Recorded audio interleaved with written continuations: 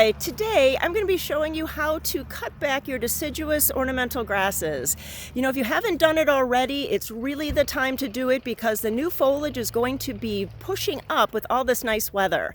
So I really have a great tip for you, and all you need is a bungee cord and a pair of pruners. So first thing is I got my bungee cord and I'm going to secure it around the whole ornamental grass. And I'm going to go kind of low because I want to have the whole grass within the bungee cord, so when I cut it back, it's going to stay all together so it's not flying all over the garden. Okay, so now I have my pruners and I'm just going to cut it at the base here.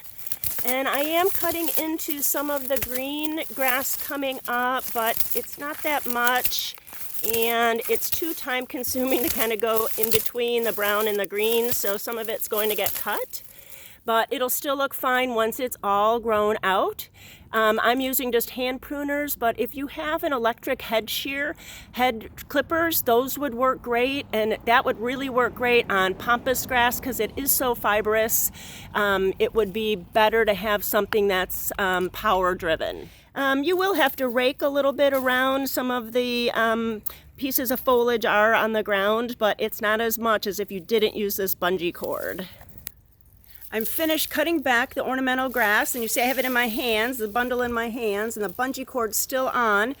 It's a little loose now because it's kind of a thinner bundle, so just be careful on your way to the yard debris or to your compost pile so you don't strew it all over the garden. Well, it's a really great idea to use this bungee cord and make sure you have sharpened tools. So get out there and cut back all your deciduous grasses. It's a beautiful day.